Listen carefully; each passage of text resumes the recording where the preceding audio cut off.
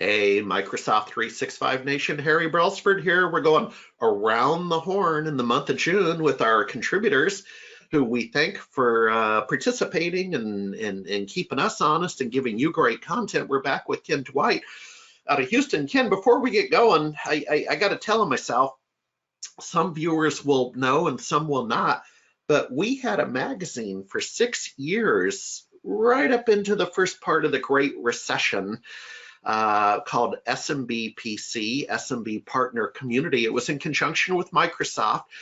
So we were able to scale. I think it was 54,000 readers at its peak. It was all fun and games until it wasn't fun and games in the magazine publishing business. I'm just going to leave it there. But Ken, I want to jump into a little deeper dive with you this month. You know, recently in one of our Around the Horns, we talked about a book you did a few years ago. That's all good, but our audience is asking for more meat on those bones. And boy, do we have it. Over the next 2 months, we're going to go into some mechanics. And Ken, I'll hand it to you. Let's start with the MSPs as targets, if you don't mind. Sure. Well, and the whole point of this discussion is the fact that MSPs have been identified by the ransomware people as attractive targets. Yep. Because they understand that if they successfully encrypt an MSP, then that in turn gets them into multiple end user clients and ups the ransom they could potentially collect and the value of it. Yeah. So. Speaking of magazines, it happens I wrote an article on this subject in MSP Insights recently, which I'm sure Jenny's going to provide a link to, and that talks about some of the scope of this and how it has evolved, and it's a real threat for MSPs these days. Yeah, and that's interesting that you talk about in point number 3, almost a fiduciary obligation. I get that. I come from a family of lawyers. Maybe jump on that one, and then let's get into the good stuff. Sure. Well, the point is that when a client contracts with an MSP, it's with the understanding that you are our IT people. You take care of this stuff. And so there's a lot of trust placed in the MSP for that. And that's high value, not just emotionally and ethically, but also legally. If something happens, then they are on the hook and they are responsible for making the customer whole. Yeah, exactly. That's one aspect of the whole. Any final thought on those last 2 points, and then we'll move on. Yeah, okay. I was just going to say that MSPs, unlike the average users, are less susceptible to fall for spam emails and a lot of the common infection vectors. But there are a lot of less common methods of infection that MSPs need to be aware of and watch out for and protect against. All righty. So, sophistication level of attack. Go. Okay, well, the point here, and this isn't talked about much, but when it comes to the people that are putting ransomware out there, I say they fall into 3 tiers. The first tier is kind of what we used to call the script kiddies in the early days of viruses. They'd get a virus and they knew enough to make some modifications, change the name or some colors or whatever, and so they called it their own, but really they weren't the brains behind it. They were just the people that were responsible for putting it out there. And that's where numerically most of the ransomware is coming from these days, is people that aren't very technically sophisticated. They basically bought a franchise model. They've got this code and templates for emails and get rich quick, become a ransomware person. And so that's pretty much a mass market spray and pray type of campaign. Yeah. But when you get beyond that, a lot of them, as much as I hate to say good things about them, they're very professional. They're run like businesses. They have salaried employees with benefits and human resources departments and vacations. And it's like what we think of as a normal, legitimate business. And they do take a professional approach at it. They go after the high value targets. They do their research, they do their homework, and they identify the potential ransomware victims that have money, that can pay the ransom, and that in a lot of cases have some real strong incentives to get the data back, whatever the cost. Yep. And then going a step beyond that, you have the real specialists that know particular industries. And of course, some of the widespread victims these days of ransomware are government agencies, healthcare, and now MSPs.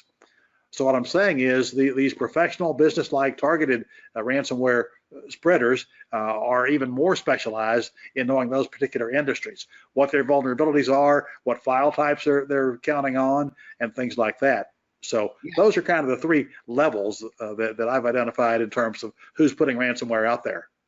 Well, and Ken, I'll make a note that you and I discovered that we both watched a recent 60 Minutes episode a couple of weeks ago. Folks, you could certainly search on it, that talked about this very topic with respect to government and healthcare. So we'll leave that up to you, the viewer, to go search on 60 Minutes. But it was in the second quarter of 2019. Let's move on.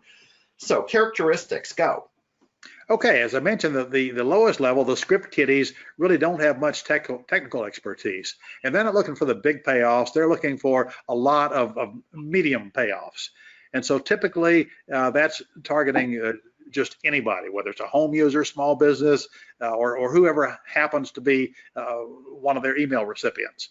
And so typically the demand for the ransom in those cases is in the range of $300 to $500, maybe $1,000 US. And of course, it's always in Bitcoin. And so the exact translation is not a round figure like that. But the point is that's the range they're looking for. They're looking for more quantity than quality in terms of who they're hitting with it.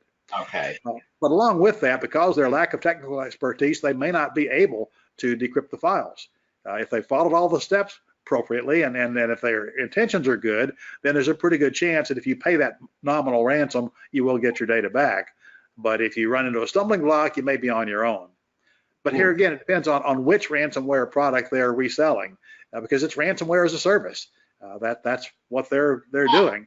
And so they do have the original authors to provide that support, but they may or may not have done their part correctly.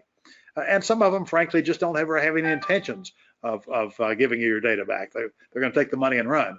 Now, that's not in their long-term best interest, but they didn't ask me. So point is, they may not be able to offer much, if any, help with the decryption if it doesn't work when you pay the ransom.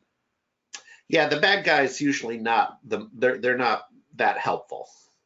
All right. At this level, they're not. Yeah. Moving on. So we're professional, business-like, targeted. Let's talk Here about it's a whole different ballgame. Okay. These people are able to decrypt, and some of the stories I hear, they have great tech support, way better than Microsoft or Dell or HP or any of what we would consider legitimate, reputable companies. And so again, they have targeted their audience. They know who they're talking to. They know what the market will bear in terms of the dollar demand. And so typically the starting price is in the $50,000 range. Whoa. And it's a lot bigger number. And just like the 60 Minute story talked about, it seems like a couple of the targets that they interviewed for that piece, their demand was for $55,000. And so that seemed to be the sweet spot that the bad guys had identified, at least for that week or that brief period of time. It's a moving target, of course. But here again, what's at stake here is that $50,000 or even $100,000, even $1 million, which several are acknowledged to have paid, is way less than the cost of not having that data back. Yeah. So unlike what we talked about with that lowest level, there's almost not 100%, but the figure I hear is 95 to 97% likelihood that if you pay the ransom, you will get your data files back. And again, some of the tech support to do that is very high level. So they'll hold your hand, they'll walk with you. Some of them are very apologetic and they empathize with the victim, but it's a business. Yeah.